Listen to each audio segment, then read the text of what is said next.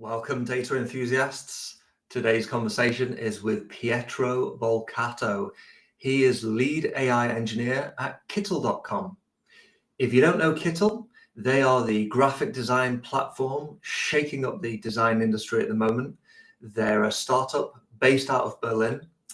And today's conversation is on the evolution and the innovations, but also the realities of AI and current state, where we're at now with AI in industry. We talked about the costs and the realities of producing AI for a business and some of the limitations that that brings. We also talked about the infrastructure changes in data, tech, and business that are needed to make way for AI. We put this in the context of industry generally, and of course we shone a light and put this in Pietro's context of the design industry and how that's evolving with AI. It's a fun and animated conversation with Pietro. He's a pretty passionate guy, especially about this topic. So a worthy podcast.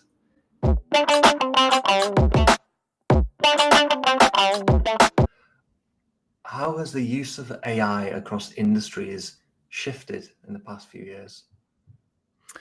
Yeah, it's a very good question. I think we're living very exciting time because we've seen a huge shift actually that has happened. I mean, the field is still very new, right? Things are changing and changing a lot and changing very fast. So it might be that in few years things will be completely different again. But since I've started many years ago, things have shifted completely. So for example, even just across business, you needed to have a whole team, right? You needed to have data engineers that creates a data pipeline. Then you needed to have data scientists that would actually work on the modeling of a problem. And then you needed to have machine learning engineers that would be able to take a model and then scale it up so that it could serve actually the purpose of the product. And this remains true, I think, for many cases and many companies. But at the same time, I think we're seeing a whole new shift, right, in which you don't need necessarily such a big team. Probably you only need one machine learning engineer or two, because now we are approaching really the application level. Particularly through foundation model, we are able really to tap in the potential of what model can offer companies, right? And it is becoming increasingly simple to actually access those models and the capabilities that they offer. So I think it's actually pretty exciting to see where we started in terms of the field and where we're today, and all the things that today we can do, even just as a single person, that even just a few years ago were completely unimaginable. True. The move, well, a democratization, right, where it was only really available to large businesses who not only had large data teams, but had large pockets as well, large financial budgets. And now the move to application layer helps us smaller businesses to move forward with AI. And with that, Kittl, relatively young in the tech and the design space, very interesting movements in graphic design. What changes have you witnessed in your time? Yeah, man. A lot of things have changed, and I think it's pretty incredible to look back since when I first joined around about a year ago to today, how many things actually have changed. I was the first hire in the AI team, so I actually feel pretty proud to the level in which we are at today. There were clearly a little bit of AI usage within the product already, some infrastructure, but now, for example, we're able through layers of abstraction and pipelines to take basically any open source model and deploy it in a matter of hours, which again allows really to tap into the potential of state-of-the-art model and make them available in the product. And basically today we can offer solution for state-of-the-art image generation, image editing, background removal, upscaling, text generation, text editing, and even a full design generation, right? Which is pretty tricky. Research on this is quite nascent and new. But basically, this means that we, from a text prompt you can create a new design that is completely editable. So it's not just an image, right? But you get different elements that then can be edited within Kittl itself, which I think it's pretty exciting as well. That's incredible. We see, well, it is, we look at DALL-E and Midjourney, but I don't really think about the after production period. Exactly. Designers still like to be hands-on. They still like to control things, Yeah. and making that available for them is still putting the power back in their hands. Speaking of power, for sure. speaking of that power, the power of AI at Kittl, how has your team helped the design world, do you believe? Doing more with less?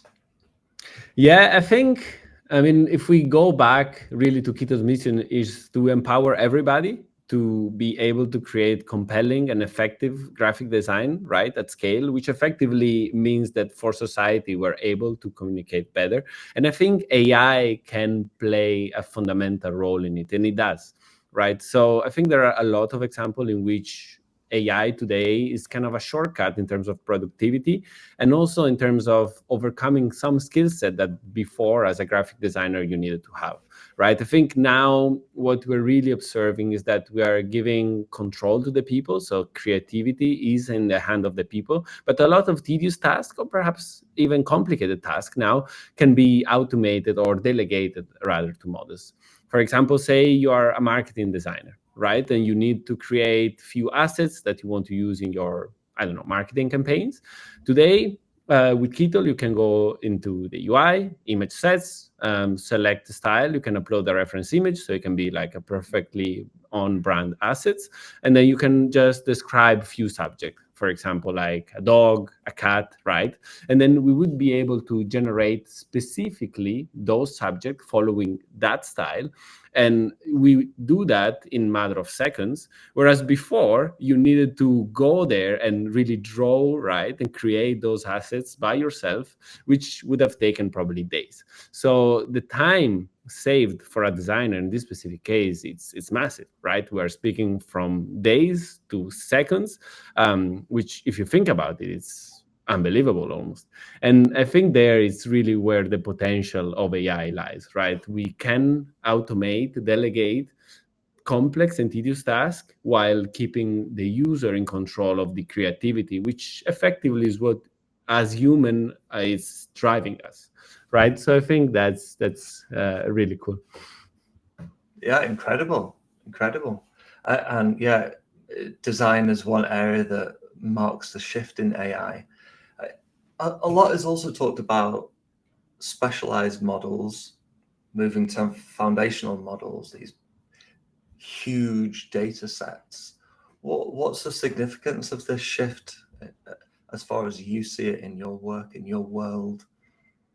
Yeah, it's again also this one. I think is one of the most fundamental shift we've seen in AI. It traces a little back to what we were saying before, right? Before you needed to have this huge data team, and now through foundational model, you don't need to create anymore this small specialized model necessarily, but rather you can tap into a model that has a large knowledge about a specific domain, or even more domain whenever we go to multimodality, right? That we've seen in latest VLLMs. And then you can simply instruct those models as opposed to necessarily training them or fine-tuning them. For example, with in-context learning, this happens with LLMs, right? And then you're able, again, to just get value out of the model without all the burden that comes from the infrastructure, from the team, from the process that was needed when you wanted to train a very specific model. So this is a huge shift. I think is one of the most foundational shifts that actually we've seen in the history of AI. I personally believe is going to continue, while at the same time there is clearly parallel research direction, right, that are still looking at smaller specialized models. For example, Microsoft is doing that a lot with the Phi classes of model. small LLMs. They're not even LLMs, they're just small language models, which they can perform very well on a specific subset of tasks. Therefore, they're cheaper, clearly, to productionalize, they're faster. And I mean, it's not given yet, right, what's going to be the future. But I think it's pretty exciting to see where we're at today and how much this is developing and how much it is easier for people to actually now start working with those models. Quick question. Yes. Learner question. Specialized models, are they more, or are they less sophisticated in their application to their area than foundational models, which cover every conceivable area? They can, it depends, right? Depending clearly on the training set and how you're actually training the model for what purpose. But generally, specialized model can be even higher performing on specific areas than foundational model, for the same reason that they're really trained to do one thing and do it well. Whereas foundational model have the challenge that they need to be good basically at general reasoning, right? Or a general subset of tasks, which clearly it's a much bigger challenge. And for that, generally, you need more parameters, more complex architecture, clearly more complex data set. So if you have a very specific application in mind, I think a smaller model can be still a very good solution today. Whereas if you have something that is more broad in general, then a foundational model is clearly the way to go. But foundational model, even if you have a very specific application in mind, you can still tune them, right, without training, which is really the shift. And that's what's pretty exciting about them. For a small model, you still need to train them probably, and then you need to have a data team. Oh, incredible, isn't it? I mean, anything conceivable, imaginable, can be produced through now what we see in foundational models. You mentioned infrastructure earlier. How has infrastructure for inference and training evolved to support AI applications? You know, if we think about healthcare and the dramatic shift that we've seen in the application of models to healthcare, or design, or entertainment with movies and music. Yeah, it's a great question, man. Also here, I think there were and there are a lot of changes that are happening, right? Before, again, because the field was so immature in some sense, it was quite tricky. You needed to have either your custom solution, you needed to handle GPU clusters, which are always tricky to manage. Things that you still do today, but the industry has built layers of abstraction around it that I think makes it much easier to handle. And they also reduce, especially for smaller business, the total cost of ownership. So for example, every major cloud provider now, they do support fully managed services, for example, SageMaker in AWS, Azure AI Studio in Azure, Vertex in GCP. And through those, you can much easier handle those clusters, and therefore inference at scale and training at scale, with also optimization that comes directly from this.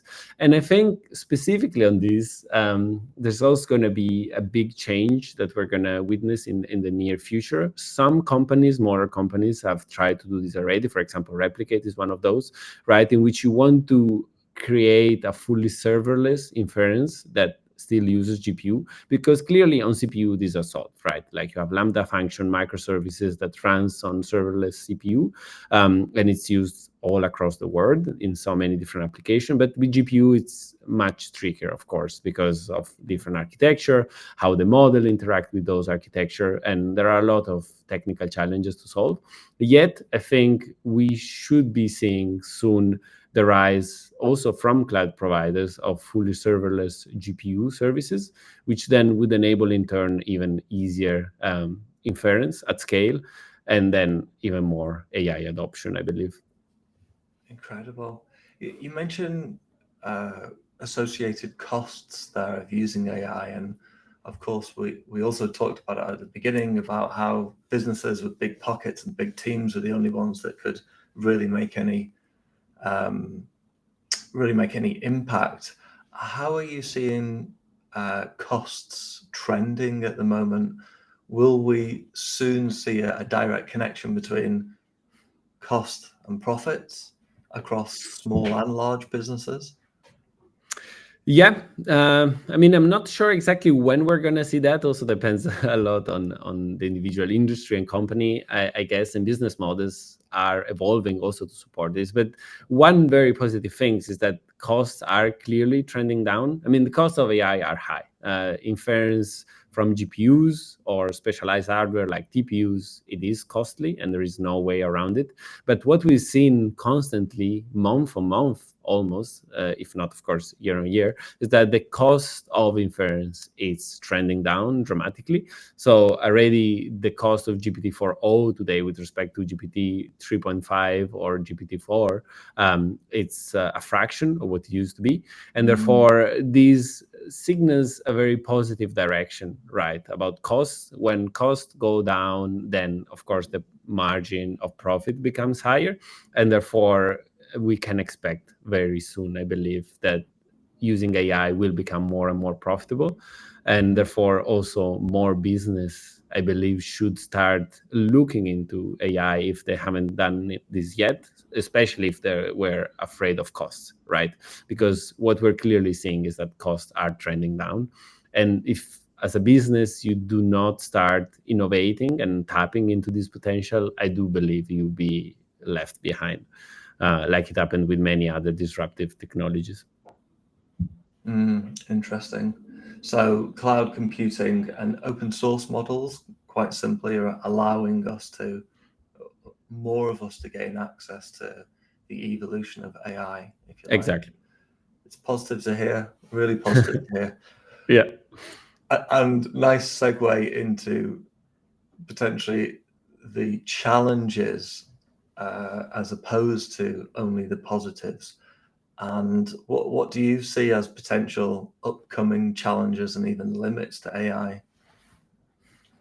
It's a very good question. I mean, everything is changing so rapidly, so that is actually very hard to tell. I think clearly one of the most important limitations we still see from those models, I mean, not all of them, but specifically LLMs, it's clearly the hallucination problem, right? We want to be able to trust the output from a model and take subsequent decision based on it. There are ways around it, like retrieval augmented generation and guardrails that we can implement within the model, but this has not been fully solved yet. And I think we kind of need this level of confidence in order to really unlock the next level also of societal acceptation. This is one thing, but it's clearly societal acceptance. Oh, acceptance. Sorry. Right. Yeah. Yeah. Sorry. I thought that was a technical term there. No. Yeah, acceptance, right? So I think that's clearly one thing, hallucination, but it's clearly being worked on because it's one of the major issue that LLM specifically has. But then in general, I think when we look back and like more broader at AI in general, I think the challenge is if everybody can get access to it, right, in a fair way, or if this is only in the hand again of the big corporation or like governments, whereas I think AI really should be in the hands of everybody. Like fair access should be given to everybody because again, fundamentally, AI is an enabling technology, right? It enables you to do more, to do things that you couldn't do before, or it enables you to do the same things but 10x faster. So in the moment in which we are not allowing everybody to get access to these, then I think societal wise, we're in a problem. But I think there are a lot of conversation around this. And I do believe that we as human race are going to make the right decision, the right choice. And effectively, we're going to give this power to everybody for just a better society. You raised some big kind of like philosophical topics there, especially as we understand if we don't all have access to AI, then we will get left behind and jobs will be taken, and that feeds into this kind of anxiety that modern employees of the world have. So yeah, it's critical, right, that we all have access and that we're able to evolve as AI evolves 100 times faster than us. When you think about small businesses and new businesses also not wanting to get left behind, how do you think those businesses can best or most effectively implement and integrate AI into their own operations? Yeah, I know that's a big question. Yeah, I mean, it's clearly a tricky question, depends a lot on the business, but I think generally the big advice is probably not to be afraid of it. Again, with what we discussed so far, right? Like, we've seen costs are going down. Also, the amount of people you need in order to enable AI at the application layer, it's minimal at this point. So I think really, as a business, you should just start taking the first steps into it, understanding how AI can support better what you do. Because I think, honestly, there is application of this across every industry and every possible application. You just need to find exactly how this would help.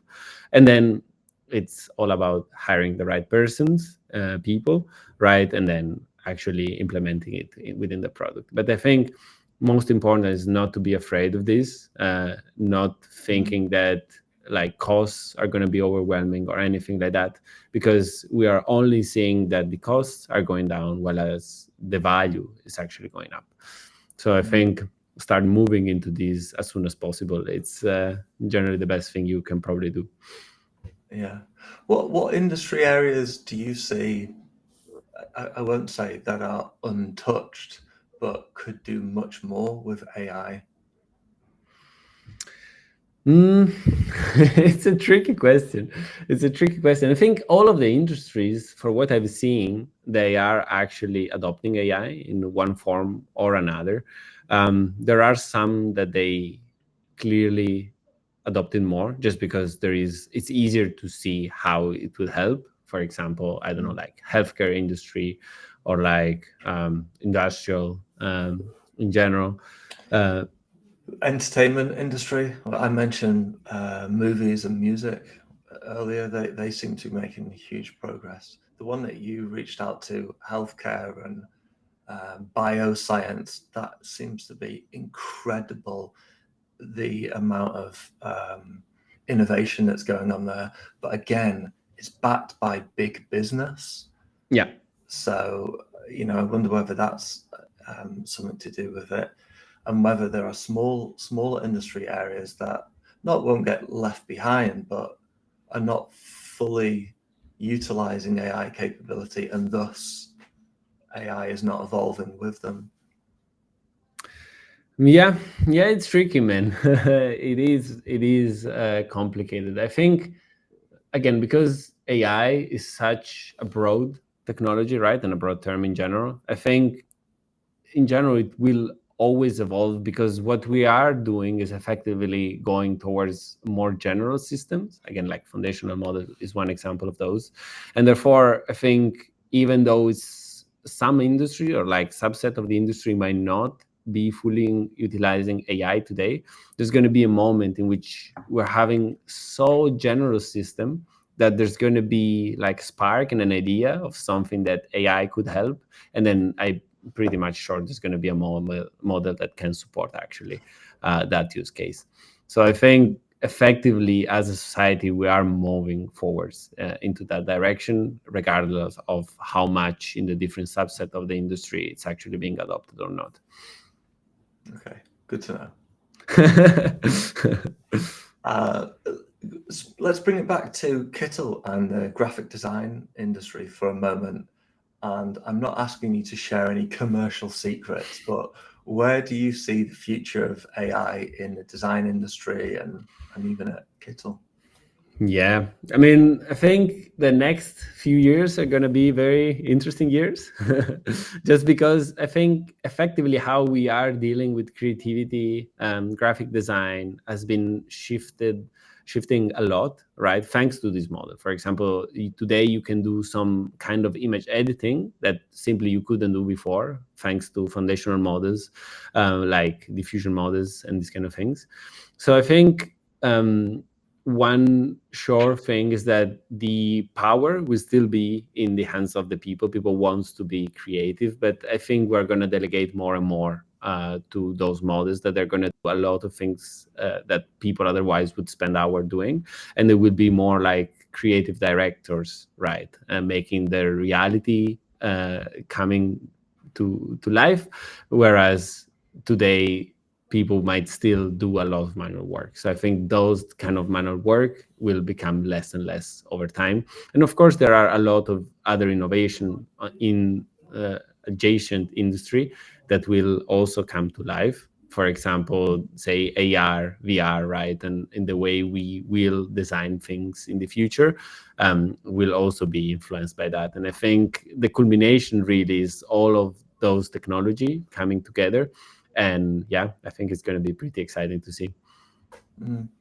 Does the I don't want to say the simplification, but the ease of use of graphic design tools by more people, does that suggest that graphic design will also start to be democratized? So not only professionals have to be capable, or does it mean that the professionals will get more specialized and more specialist? I think it could happen both, but for sure there is a layer of democratization to it, right? And on a principle is really what Kittl is trying to enable, that everybody, again, can create graphic design that is compelling, that is effective, because it is one of the most human form of communication. And today, yes, it is relying strongly on fewer professional, but I think this is really an enabling technology. And I think tomorrow, many more people are going to be able to create compelling messages, effective messages that I really think they're going to just enhance us all together as a society. Awesome. You mentioned tomorrow, and I mentioned today. Where can people find out more about the work that you're doing at Kittl at the moment? I mean, for sure, in the Kittl website, right, you're free to subscribe and then try the editor. There are a lot of great features to it, not only AI, of course. The whole team is doing an amazing work. You can try AI feature, of course, as a free user as well. So feel free to do that. And of course, I mean, if you want to join the mission, it's a pretty fun mission, then go to our career website. We have a lot of position open. We're growing fast. And I think there is a lot to do. There is a lot to do, but it's fun and it's very fulfilling. Amazing stuff. It also reminds me, I've been on the website, I've seen the company promotional video, and there's a stranger with long hair on that video. Yeah, that's my previous self. Yeah, things change fast, man. Like hair get lost, AI becomes foundational. I encourage people to check out that video and see if they can recognize the person in it. Yeah, cool. Let's see, man. Let's see. It's a big shift. Great. Pietro, thanks so much for your candor, your overview, and your frank conversations today. I really appreciate your time, and I'll share this across our channels as well. And yeah, have a great day, and let's talk again about the wonderful innovations in AI really soon.